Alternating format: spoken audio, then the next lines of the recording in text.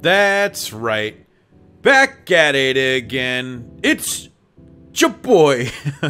Full custom hot dog. I couldn't even do that with a straight face. We're doing a Blu-ray review. That's right, that's right. We're going to be talking about a Vinegar Syndrome title called There's Nothing Out There. A pretty solid little flick. I was very surprised by, as it was, like most things in my life, a blind buy. But before we get into the details of the film, let's talk about the details of the release. A newer Vinegar Syndrome release, released in January, so almost a year coming up, January 29th of 2019. I do remember when this came out, not in theaters, on Blu-ray. I think there was this time where you could give Vinegar Syndrome like $200-something to fund they had like an exploitation.tv channel, a streaming service like everyone was doing and obviously is now, right? But you chip in $250 or something and you get a year of that, but you get, I think it was 7 or 8 Vinegar Syndrome titles on top of that. So I did that bundle and I kind of parsed them out. There was definitely a while where I didn't get anything, and then like gangbusters around the time I got Star Time. And then this, I think, was one of the last ones I picked. Oh no, it came out around the time that I was picking up my last ones and I didn't get it. Thankfully, I picked it up on a sale though and got it with the slip. Very cool. Vinegar Syndrome slips are pretty neat. This one's nothing crazy. This isn't anything like their Frogtown one, which is just insane, or their Body Melt one is just crazy too. But a very solid slip nonetheless. And I like their slips. I like slips. I know people who throw their slips away immediately. They're crazy. They're just throwing money down the drain. Anyways, let's talk about this film, this release. So what do we have? We've got a newly scanned and restored in 2K from its 35mm inner positive. So this movie looks pretty dang good. Some minor scratching, things like that, but no complaints. Vinegar Syndrome is almost always gangbusters. So we've got a ton of special features. This is probably the most comprehensive release that you're going to have for this film. Troma did a release before this on DVD, and I think Image might have done one as well. Image is super bargain basement-y though, so I can't imagine it being any better than the Troma release. And then, of course, Troma wouldn't top this release. It's not how it goes. So then there's a feature called There's a Movie Out There, which is an interview with writer-director Rolfe Kanefsky and editor Victor Kanefsky, which is his papa, his pep. It's worth noting that Rolfe was 19 during the making of this film, but I read in some places 20, which regardless is still very impressive, because this movie is, I can't imagine many 20-year-olds making a movie this cohesive and good. I can't even imagine him being on set for some of these nude scenes. I was such an awkward 20-year-old. I'm still awkward, but directing nude scenes as a youngster just seems odd. You've also got 40 Years of Cutting, which is an interview with his father, Victor Kanefsky, which we'll talk about a little bit. Victor was a career editor. Did quite a few other things in Hollywood too, but some of his more notable credits are in editing. Mainly doing, there's 2 movies I saw on his resume here. Ganja and Hess and Bloodsucking Freaks were the standouts to me, though he's done a lot of other things, from different TV series to other movies to his son Rolfe's, one of his more recent films called Nightmare Man, which came out in 2006, which I had seen the cover of but had never seen it. So let me know if that's any good. I like the idea of a man in the nightmares, which is probably why I like Nightmare on Elm Street, and I'm probably sounding dumb again. We've got a new interview with actor Craig Peck. So, actor Craig Peck had played the lead, which we'll talk about because his character's kind of interesting. And I guess we'll have to talk about it here in a second. A bunch of commentaries. This has 4 commentaries, and in full disclosure, I couldn't listen to them all. There's 4 commentary tracks. 5 commentary tracks? Let me see. 1, 2, 4 commentary tracks, which is quite a lot.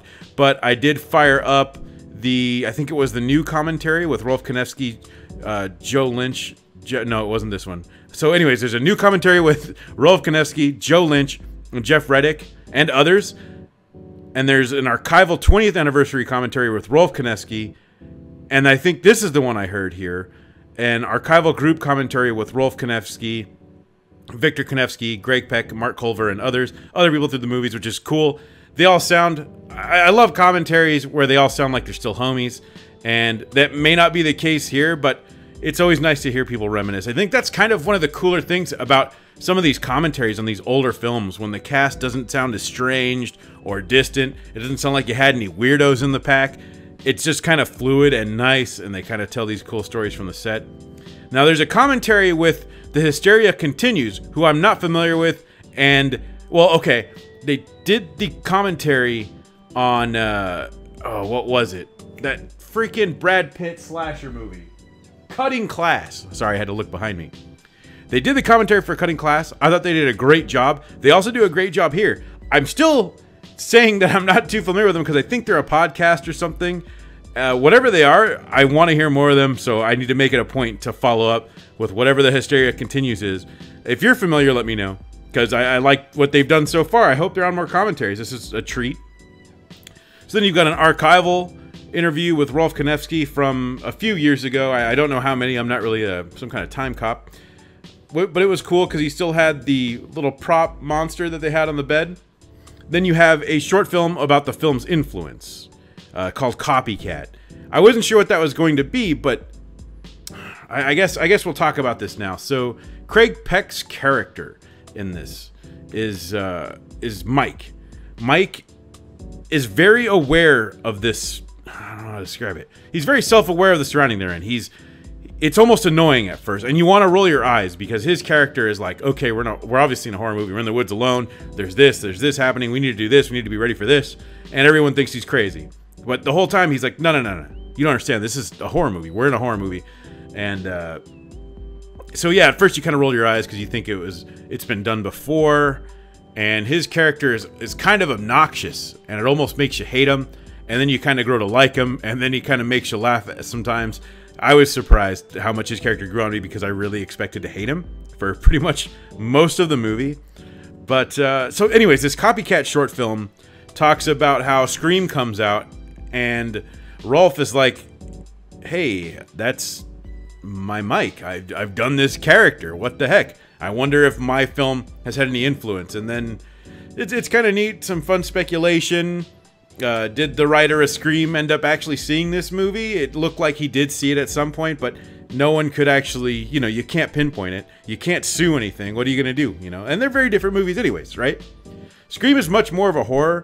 This is definitely a horror comedy being much more prevalent than the horror aspects. But let's see, we also got Murder in Winter. Jeez, an early feature film by Rolfe Kanefsky. Just Listen, an early short film by Rolfe Kanefsky. Mood Boobs, a short film by Rolfe Kanefsky. Behind the scenes of Mood Boobs. This sort of sets the tone for a lot of his career from what I'm gathering, because he just ended up making a bunch of skin flicks, I think. The Emmanuel movies are very prominent in his career. I don't know anything about them, but their titles are kind of cool. But then they're also kind of erotic, so it's very odd. I'm going to throw some out. Some of the ones that, let's see. We've got some of his writing credits, some of his directing credits. So, The Erotic Misadventures of the Invisible Man, which he wrote, and I think his dad edited, which has got to be kind of weird working on erotic movies with your dad. But I'm not one to judge. That sounds rude. I still think it'd be weird. I'm not working on an erotic movie with my dad in any capacity. Even if I was doing the score and he was cutting the movie up, I don't want to work on an erotic movie with you, Papa. I don't call my dad Papa, by the way. Emmanuel Through Time, Emmanuel's Sexy Bite. That's all one title. There's a series on Emmanuel Through Time. Emmanuel Through Time, Emmanuel's Supernatural Sexual Activity, which the few of these that I clicked on, because I have to know what these are for research purposes, they all have Japanese covers, which makes it even more interesting. And Emmanuel Through Time, Emmanuel's Forbidden Pleasures. I don't know. I've heard of Emmanuel films before, and to me, from what little I know, it feels like there's just a billion. There's an Emmanuel the Private Collection, Emmanuel versus Dracula, Emmanuel Private Collection Sex Talk, Erotic Misadventures of the Invisible Man again. Emmanuel Pie? What does that even mean? Emmanuel 2000. Someone needs to fill me in on Emmanuel lore. I don't want to go into 100 different films especially if there's no cohesion. You know, that's what I don't want to take a trip. Like if I wanted to figure out what Snow Dogs universe was about, there's like 30 different Snow Dogs movies. Snow Buddies, Super Buddies, Spooky Buddies, which isn't even scary. Oh, so yeah, a lot of erotic films that this dude does, which is okay. It's almost a little disappointing, and I say that because this film is directed so well, the comedy's done so well, the horror aspects are on point for being a horror comedy, and it's surprising that he goes on to do just a bunch of erotic films, which I'm not trying to say isn't like real work, but man, I feel like some more horror out of this guy would be cool. But then again, I haven't seen Nightmare Man. He's got some wacky stuff going on from what I see here too. Some movies, some straight up B movies, which are things I would like to watch. Don't get me wrong. I'm not hating. One called Automation with some kind of robot that fights people. Art of the Dead, which looks like a killer art movie, which has to be better than that one with Jake Gyllenhaal. So he's doing stuff. He's still quite active. And if you've seen any of this guy's movies, Rolfe Kanefsky, let me know.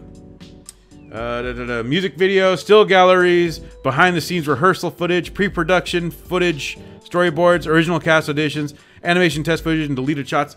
The works. Fantastic. And then of course with the Vinegar Syndrome release, you get a double-sided cover, you get the DVD and Blu-ray. Pretty solid package. So what's all the hubbub about? What is this about? I feel like I already kind of told you guys. So a group of friends go to a cabin in the woods, and there's a monster. What's cool is they don't really tell the monster's origin. It's all left up to assumption. They never spell it out for you and say it's an alien or a mutant. I thought it was a frog, and it just looks like some kind of potentially mutant alien frog being thing, which I like. Ambiguous, very fun with its abilities and powers that you kind of don't realize. And honestly, there's a scene in here that I thought was pretty badass. A kind of a cool fight scene that was choreographed and done very well. Gore here is present with some surprisingly good special effects. And I say surprisingly because, like I mentioned, this is a 19, 20-year-old directing, and he put this together fairly competently. His father did help. Rolfe's parents put a mortgage on their house to raise money for some of this film. And when they went to shop it around, Papa Kanefsky really wanted him to push it, telling everyone, hey, this is the greatest movie of all time. You should watch it.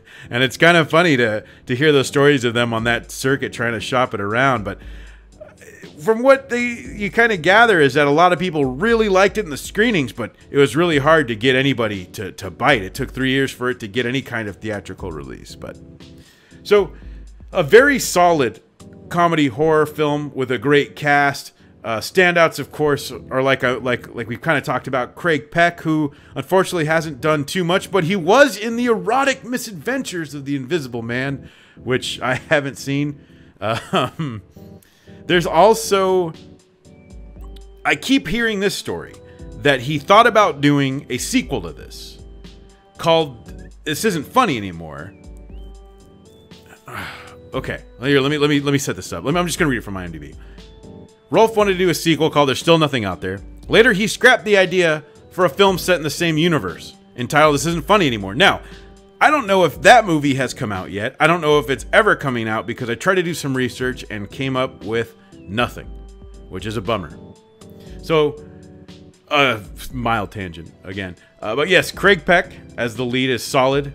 And again, his character, you want to choke out at first because he's very annoying. And he's the only one who gets it there in a movie, in a horror movie basically, or a horror movie scenario. And everyone is, tell him to shut up.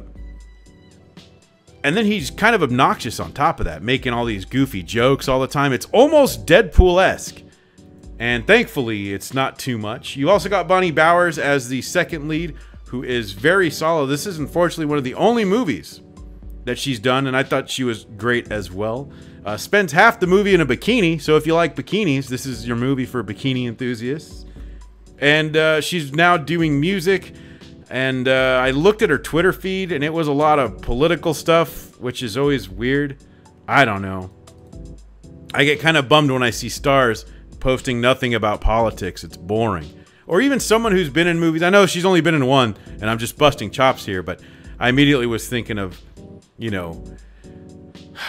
my own Twitter feed with all the horror stars that I follow, that we follow. Mosley, Bill Moseley comes to mind, you know, Barbara Crampton, and always talking about horror projects. Every once in a while, some kind of political thing will come up, and my jimmies are usually fine, but just seeing nothing but that is just kind of like, I followed Judd Apatow when I first got Twitter, and that was the biggest mistake. It was pretty much just anti-Trump. I mean, to the point where you might have thought he had mental illness. It was just incredible. I don't care what your politics are, you know.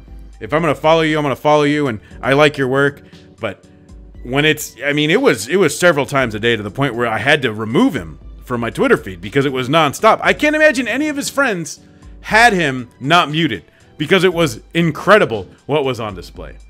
So anyways, I've gone on so many tangents tonight talking about this movie, which I didn't expect, but this is a very solid film, a blind buy, one that very much caught me off guard in how much that I enjoyed it, how much it gave me genuine laughs, genuine thrills even, which sounds a little cheesy, but that scene that I'm talking about where there's kind of a tussle, I think in the living room, and there's this little monster and people.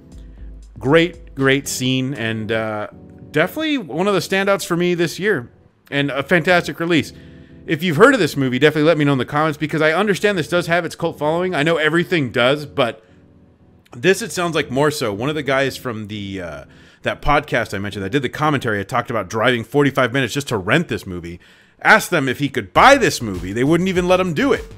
But it's kind of cool to have those movies. I think we all have those movies that are kind of like our holy grail, I guess, as a kid, that when we were younger, we saw this movie and it sort of rocked our world. It changed our life. We had to see it when we did. Oh my gosh.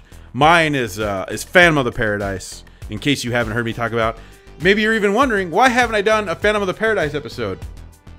And it's because I want to do it right. I want to do it so right that I don't want to mess it up. There's a few movies that I have up my sleeve that I really don't want to mess up their episodes, and I want to do them like justice. I want to be so proud of them I could hang them on the wall, you know? It sounds stupid, but Phantom of the Paradise I do love that much. And I'm rambling again. What is your holy grail movie?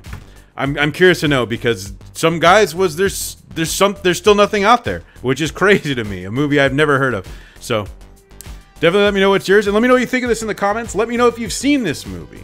If you do see it in a Vinegar Syndrome sale and you're kind of thinking about doing a blind buy, I would say this is a pretty good option if you're okay with it being silly. I know some people didn't like this movie, and I think it's because it was too silly for them and too goofy, but the right kind of goofiness can hit me right, you know? This was done very well, very earnestly, and I definitely want to see some Nightmare Man. So hit me up in the comments, and you can always follow me on Twitter. It's Full Custom Hot Dog without the last O, because that is just too long for Twitter on Tuesday nights. Although now we're going to be doing it Thursday for this week, whichever week this came out. You'll have to check the date on that. We do live shows at 8 o'clock Pacific Standard Time. This one coming up is going to be about cryogenics, both the history in real life and in the media or film. Gosh, pretty neat, huh? So anyways, thank you for watching, and until next time.